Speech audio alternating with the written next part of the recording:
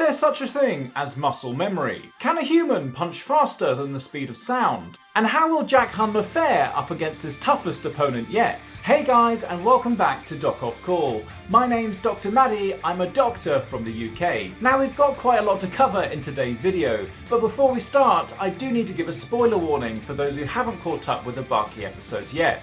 Also, if I could ask you to support the channel by giving this video a like, I would really appreciate that. Otherwise, with that being said, if you're ready, let's begin. とびきりの野生がとびきりの好敵手を見抜いた。ファイティングポーズを取った。 Okay, so first off we've got Retsu versus Pickle, and just looking at the size comparison between the two of them, it's pretty staggering. I mean, how tall is Pickle anyway? I think I need to do a whole video just covering his anatomy. Let me know if you'd like to see that video down below. Also, why is he called Pickle? I thought he was cryogenically frozen.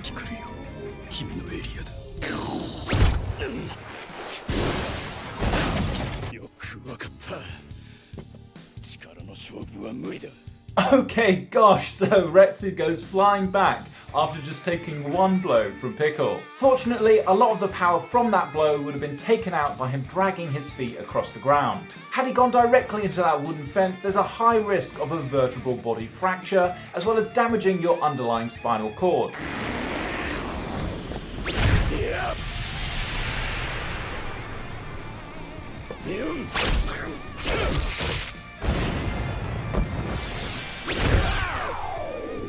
Oh god, so a direct blow to his face, which we can see caves in his facial bones. And the impact from a blow like this is going to be so powerful because they're moving towards one another. Now, just remembering your anatomy, behind the facial bones you've got these open cavities that we call sinuses. And if these facial bones fracture, they can cave into these sinuses, causing horrendous bleeding, which can be fatal.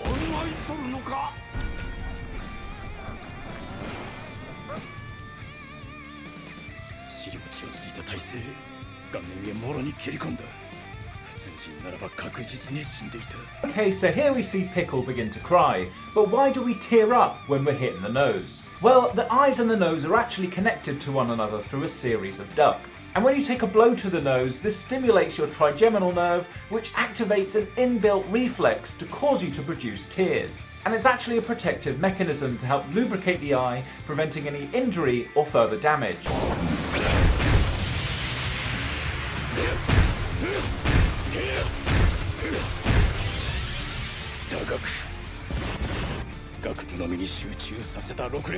So clearly, Retsu is going for the KO, targeting Pickle's chin. And the reason this is a vulnerable point is that when we're fighting, we often relax our chin to assist with our breathing. Taking several repeated blows to your chin can obviously cause a mandibular fracture, but also the impact of those punches can be transmitted across the skull to the brain, leading to a KO.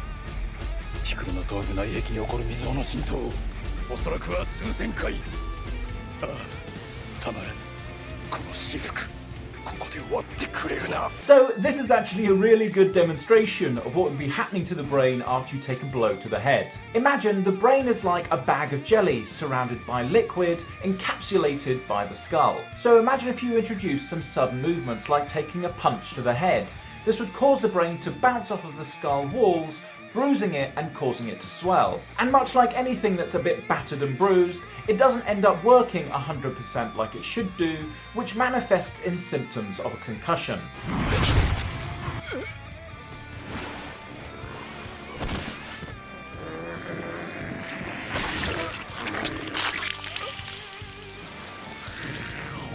Oh god, we've got two serious injuries here. The first of which is this overextension of Retsu's neck, which could easily lead to a vertebral column fracture, effectively breaking his neck. And then secondly, we've got this bite and an arterial spray, which I assume is coming from his subclavian artery. Remember that this artery is really close to the heart, so you can bleed out really quickly. It's not looking good for Retsu.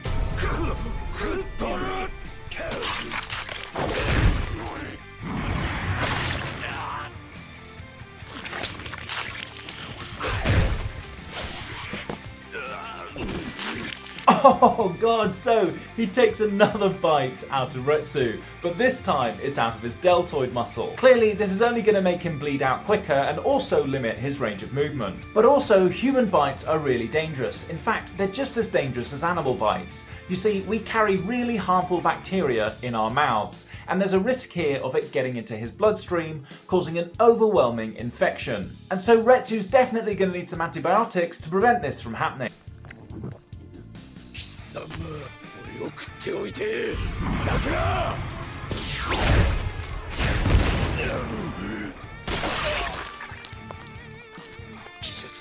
Oh god, so Retsu takes another blow to the neck as he's slammed to the ground. So what we're seeing here in the neck is that it's being overflexed, and as a result, it's overstretching your spinal cord. This can actually lead to nerve damage, which can lead to either partial or complete paralysis.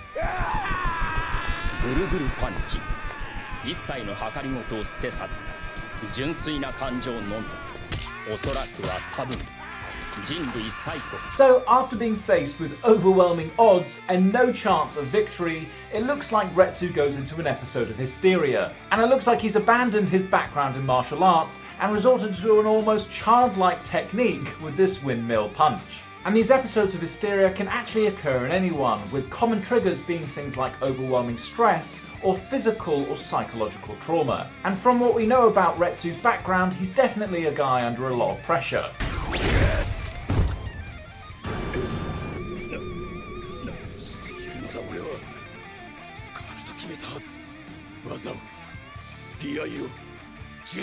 So it looks like Pickle tries to capitalise on Retsu's hysteria, but as he goes in for another attack, Retsu's innate ability to protect himself kicks in. And you're probably wondering whether something like this is possible. Well yes, you can certainly train your body to have enhanced reflexes through a physiological mechanism called neuroplasticity. This is the process by which the brain forms new neural connections or strengthens existing ones through repeated stimulus. And so for a master of the martial arts like Retsu, this is definitely achievable.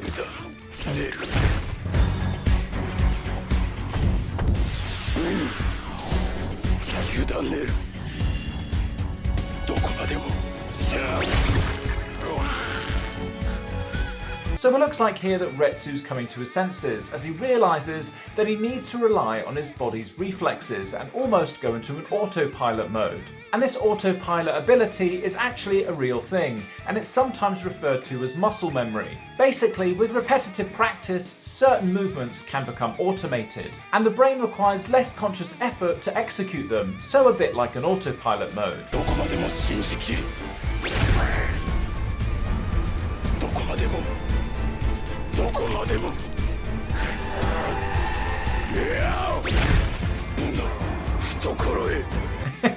What an awesome and creative way to take down an opponent, grabbing their hair with your toes and then dragging them into your knee. Clearly, if that initial kick from earlier didn't damage his facial bones, then this one is definitely going to cause some fractures.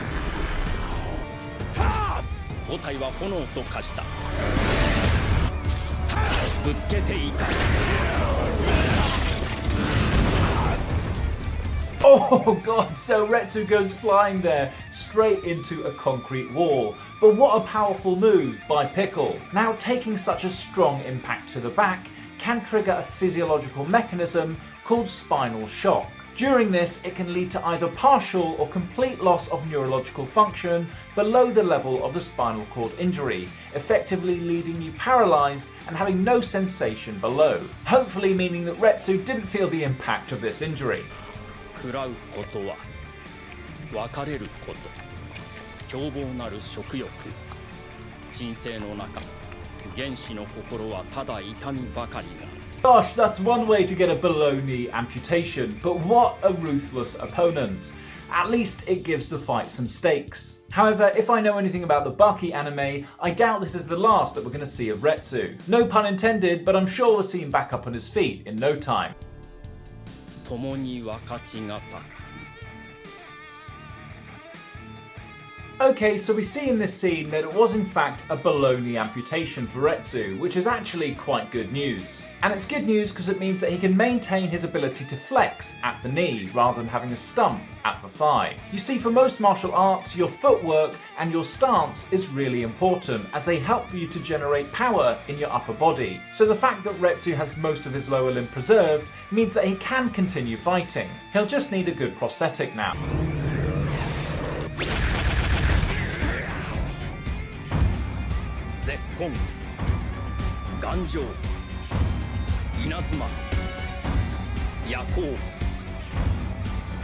So next up it's Katsumi, the adoptive son of Doppo Orochi, who takes on Pickle. And straight off the bat we see that he targets all his vital points in Pickle's anatomy. Of course, the chin for a KO, the heart to try to induce an arrhythmia, the ribs to fracture a bone, the groin for obvious reasons, and the thigh I'm not really sure other than a dead leg.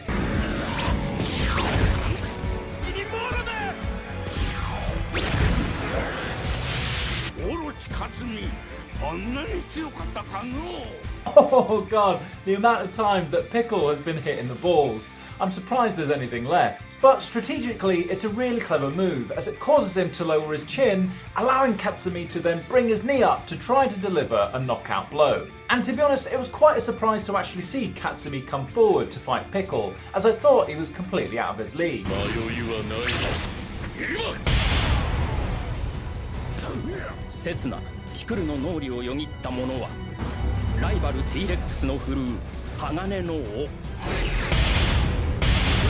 Okay, wow, so this is Katsumi's Mach 5 punch, the punch that travels faster than the speed of sound. And I'm guessing this is why we see these cloud effects in this scene. Now, the science used to explain this is pretty interesting. If my understanding is correct, Katsumi is able to visualize his bones as being made up of hundreds of small articulating joints. And it's due to his rapid and synchronized movements of these joints that allows him to generate this ridiculous speed. Now, unfortunately, no matter how much visualization you try doing, it can't make this physically possible. And even if you could perform this move, it would be far too dangerous because your tendons can't keep up with that level of speed or power.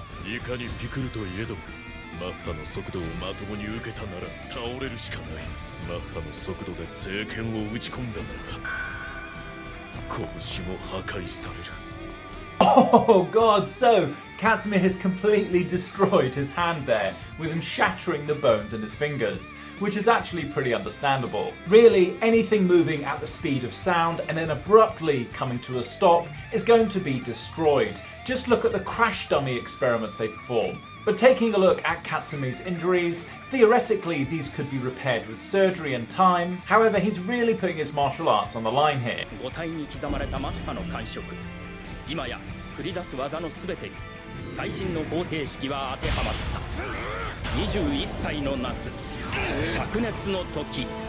Okay, wow, so Katsumi was able to apply this principle to all the limbs in his body. This must certainly be enough to damage or injure Pickle. It's a bit like those meteor destruction demonstrations. Despite meteors being so small, they can cause a massive amount of destruction due to the speed that they're travelling at when they abruptly stop when they hit the ground. And so the same principle applies when we look at Katsumi's fists hitting Pickle's body.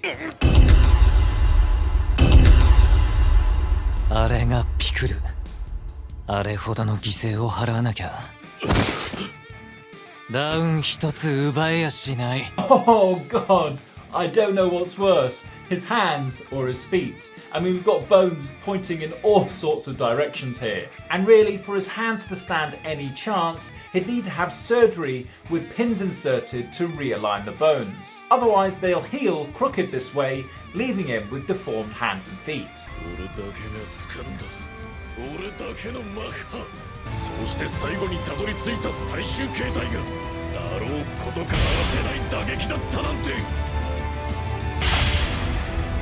Wow, so Katsumi's final move is turning his hand into a whip. And if this has any power resembling that of a bullwhip, it could do devastating damage to Pickle's body, as I've seen it tear off skin and flesh in real people. Really, it's pretty crazy and quite scary how much power a whip can generate. Just listening to the sound of it is terrifying. そりゃそうだ。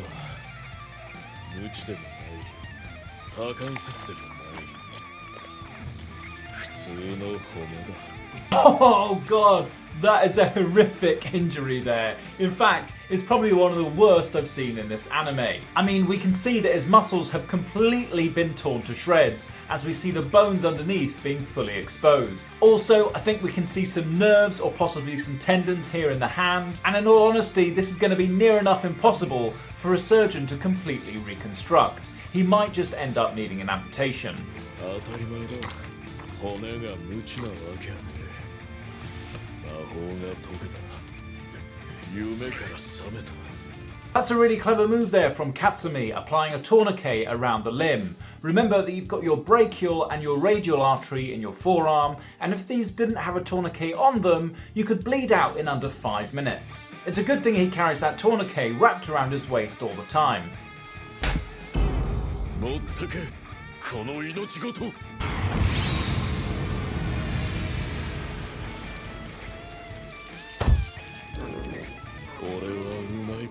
Oh god, so it looks like Pickle was thinking the same that I was. That arm just had to go. And it looks like he's pulled that limb off above the elbow, and with the amount of damage done to the muscles, nerves and tendons, I can't imagine he'd be able to reattach it. So it looks like it's not only going to be Retsu who ends up with a prosthetic. 中国茶だ。私がブレンドした。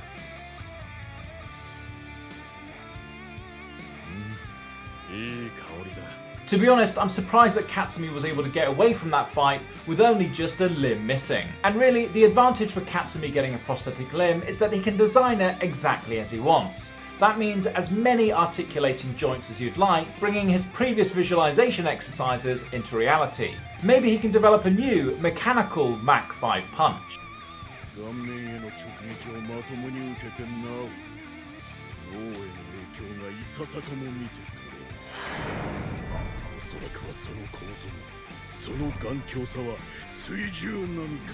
Okay, well this is shedding some light as to why all those blows to the head are not causing Pickle to black out. You see, in normal human anatomy, the cervical vertebrae are quite narrow. In fact, they taper the closer they get to the skull. The skull then sits on the axis and atlas bones, which are uniquely shaped, allowing you to move your head. The vulnerability with this design is that there aren't as many supporting structures keeping the head stable if you take a blow to the head. Whereas if we take a look at Pickle's cervical vertebrae, they're definitely far wider and far thicker, giving him a stronger neck. This means that he's got more supporting structures, keeping the skull firmly in place and preventing that whiplash effect that you get with head trauma.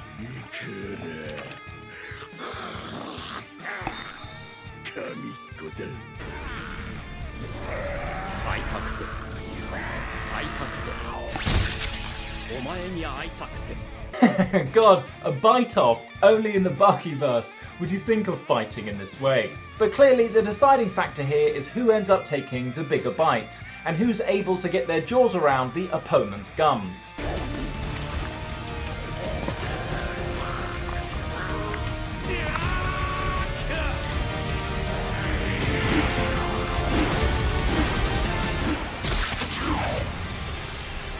So it looks like Pickle has won that bite off, and again it looks like it's thanks to his neck muscles that have allowed him to swing Jack around the ring.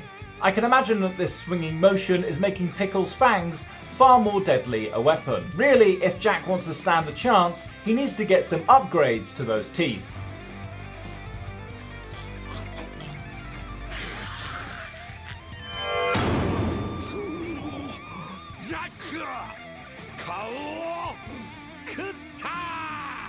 Oh god! So Pickle has actually torn off Jack Hanma's face. As we can see, the facial muscles exposed there. I mean, you can clearly see the orbicularis oris and other muscles that allow you to smile. Fortunately for Jack, it looks like it's only the superficial layers of his skin that have been removed. And with a little bit of skin grafting, he could end up resembling somewhat of what he used to look like.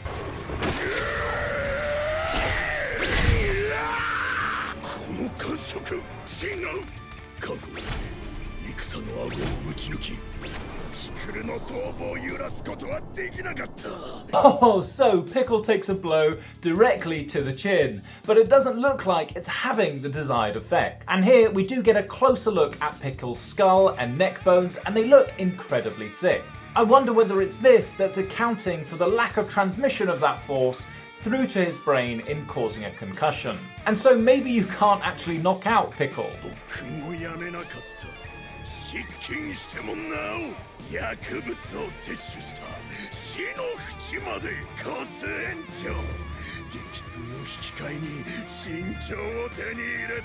Oh, just remembering the journey that it's taken for Jack Hanma to get to this point has been pretty ridiculous. I do think he's the real underdog of the story, and I do hope that he ends up with a happy ending. If you want to see more about his past and his ridiculous training regimen, I'll leave a link down below in the description.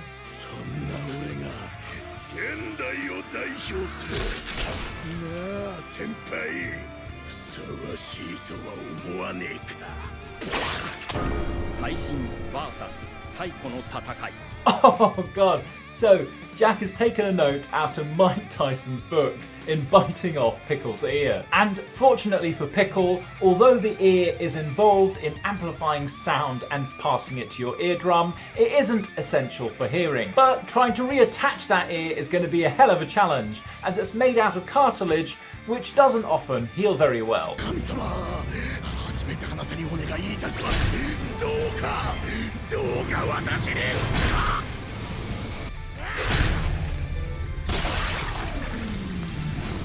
Oh god, he's literally pulverized Jack's jaw there, and he's also taken some teeth along the way. I can imagine that this is a major embarrassment for Jack, as he prides himself on his own martial art of the way of the biting. And really looking at that x-ray vision of the injury, that jaw is completely destroyed. I mean, I can certainly see a whole fracture in the mandible, and really the rest of it just looks like it's broken into pieces. If he does get surgery, he'll likely need plates, screws and wires just to hold it back together.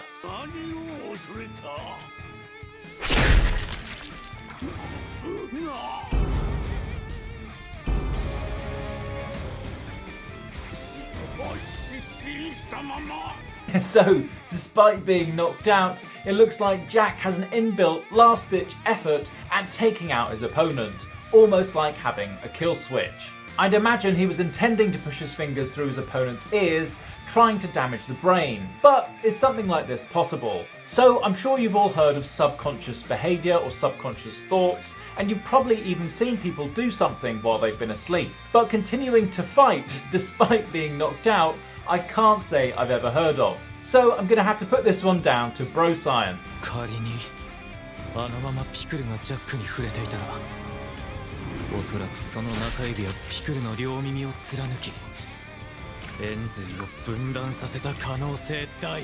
So I love how the BAKI characters seem to have a very well detailed understanding of the human anatomy. But that being said, BAKI is in fact correct, as the medulla sits at the base of the brain. Now, its main role is in regulating several bodily functions like your heart rate, blood pressure, breathing rate, and controlling other vital functions. Really, if you took a blow to it and damaged it, you'd effectively be a vegetable.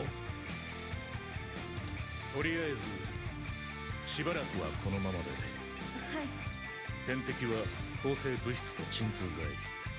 応対は12時間ごとに新しいものを。So, Jack was ultimately saved by the most famous of BAKI doctors. And it looks like he's done the right thing by placing him on some IV antibiotics to try to eliminate the risk of getting an infection from that bite he took from Pickle.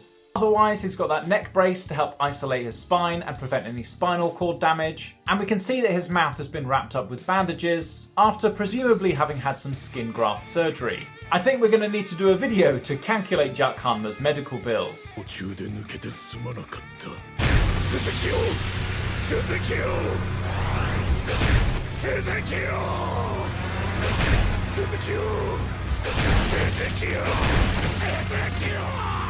So, what a character Jack Hanma really is. He's escaped surgery to try and have another go at defeating Pickle, and he's clearly not in any condition to do so. I mean, I'm pretty surprised that he's even able to stand, let alone speak, after his injuries. But that may well be due to the fact he's been pumped up by painkillers by his doctor.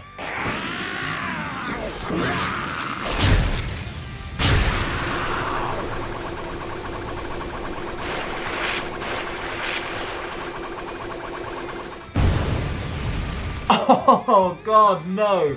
Another blow to the jaw. This has likely completely destroyed all of the hard work that the surgeons went through to try to reconstruct his jaw. And goodness me, being punched with enough force to turn you into a windmill, that is pretty crazy. All I can say is thank goodness he's still got that neck brace on.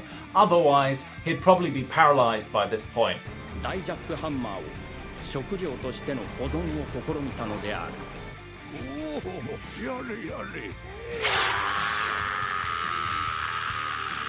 God, what an embarrassment for Jack to have been strung up and seen as nothing more than a meal for Pickle. Also, screaming to the point where you break out of your bandages really isn't advisable when you've got a broken jaw. As I said earlier, in cases where people have had a really bad jaw fracture, they sometimes need to wire the mouth shut so that all the bones are held together whilst they heal. In these instances, patients often end up needing to have a liquid diet, fed through a straw, and I'd assume that that's what Jack would need from here on out. 言葉を介さぬピクルまでもがひとたまりもなく発火する挑発。ありがとう。分かってくれたんだな。 So it looks like the final fight is between BAKI and PICKLE. Correct me if I'm wrong, but I feel like up until now, PICKLE has only really fought second-rate fighters. I mean, why haven't we seen anyone like Doppo Orochi or Biscuit Oliver take him on? Or even Yojiro Hanma? What were they waiting for? やるかやられるかではないんだよ。食うか食われるかではないんだよ、ピクル。 Oh, getting stamped on the face, and particularly with the heel, this can be deadly. We spoke about this in my last BAKI video, that no matter how strong you might be, that the heel can be turned into a potentially lethal weapon. You're effectively delivering the weight of your whole body through one point, making the point of contact incredibly powerful, enough to fracture Pickle's facial bones in this scene.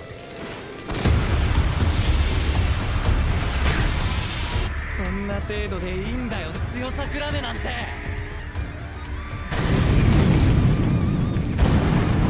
God, so dropping from what looks like 50 foot is definitely going to leave you with some life-threatening injuries. In fact, the statistics are pretty easy to remember. The percentage risk of life-threatening injuries is proportionate to the height at which you're falling from. So for example, falling from 50 foot has a 50% chance of death. Why BAKI didn't do a last-minute switcheroo forcing Pickle to the ground, I don't understand. 30メートルからの落下のショック。落下によるインパクト。内臓が大混乱を起こしている。横隔膜がせり上がるだけせり上がり、肺を押しつぶし。 So fortunately for BAKI, it wasn't a fatal injury. However, what you've got to imagine is that all of your vital organs are surrounded by connective tissue, and this holds the organs in place. So when you fall from a height like this and then you abruptly hit the ground, your organs suffer from a deceleration impact. Basically, that connective tissue can tear, leading to massive internal bleeding and distortion of your internal organ anatomy.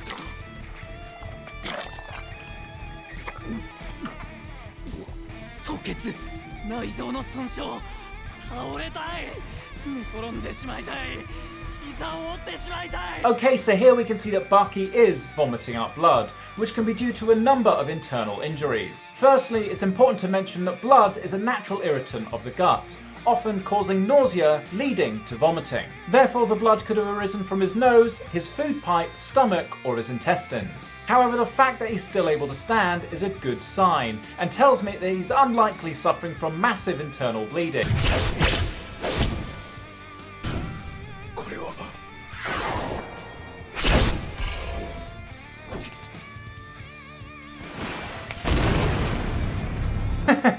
So BAKI has somehow been able to knock Pickle to the ground with just the slightest of taps to his chin. Now, I couldn't really make sense of the explanation that was given here as to why this was enough to knock Pickle down, but Jack's attempts and Retsu's wasn't enough. If any of you guys understood it, let me know down below.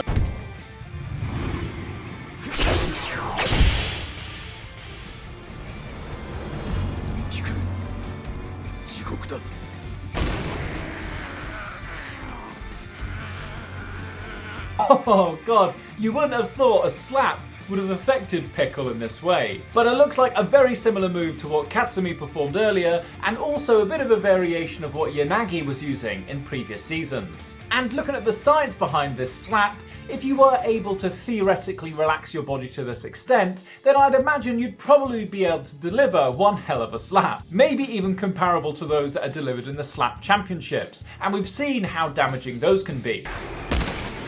対戦者ハンマバキとの接触までの時間1秒以下。ところがです。飛んだのです。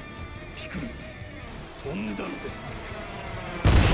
Okay, so BAKI uses Pickle's own strength and speed to jet him off into the stands. And I've seen this technique time and time again in many different martial arts of using your opponent's strengths against them. You know, I really feel this fight helps to demonstrate how far BAKI's come as a fighter and how formidable he would be an opponent to Yojiro Hanma.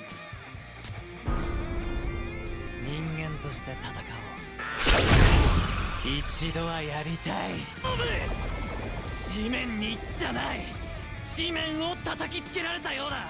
Oh god, a full body plant rather than a face plant. Clearly the concern with an injury like this is the hyperextension that we see in his lumbar spine. If he were to have sustained a lumbar fracture at this level, he could easily damage the nerves that go down to supply the legs, which would ultimately render BAKI paralyzed. その左拳には見えないサーベルが握られ、猛牛元へ恐竜ピクルの急所を深々とえぐった。 Oh god, a direct blow to the testicles yet again. Really, taking an injury like this could easily rupture the testicle, leaving Pickle completely infertile. Now, it is pretty bizarre if you think about it, how vulnerable the testicles really are, compared to all the other vital structures in the body. Interestingly, as a fetus, the testicles actually start in the abdomen before migrating down to the scrotum. And the reason that they're kept outside the body is to better regulate the temperature surrounding them. I just wish they'd been surrounded by hard bone rather than skin. 近づく酒。さあバキ、どうする？さあ、敵の動きに応じ、勝手に導かれていなければならない。カウンターには2つの効果が期待できる。 It looks like BAKI's perfected the counter-attack, allowing Pickle to use his own weight to be his own demise. And really, a well-timed counter-attack shouldn't be underestimated, as it's been proven time and time again to take down all forms of fighters regardless of their skills.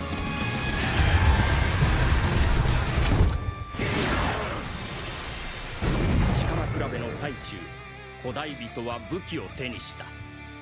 死闘 Okay, so it looks like Pickle came out victorious after learning just one grappling move. Imagine if he was as trained as all the other fighters in martial arts. I'm sure there wouldn't be an opponent to stand up against him. What do you guys think? Is there any opponent that could take down Pickle? Gosh, what an action-packed season that we've had in these last 13 episodes. I really can't wait for the next batch. Now, if you're free just now and you want to see more, why not check out one of these two videos? Otherwise, as always, thanks for watching guys, and I'll see you in the next one.